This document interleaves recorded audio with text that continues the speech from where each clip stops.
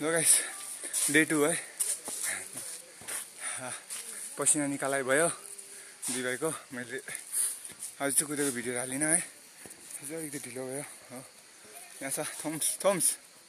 त हेर्दैन अन्त आज मजा आयो एकदम हिजोको भन्दा अन्त कतिको इम्प्रुभ हुँदैछ तिम्रो हुँदैछ निकै नै हुँदैछ है ल ठिक छ है गाइस अहिले चाहिँ पछितिर चाहिँ भाइ बहिनीहरू गोली खेल्दैछ है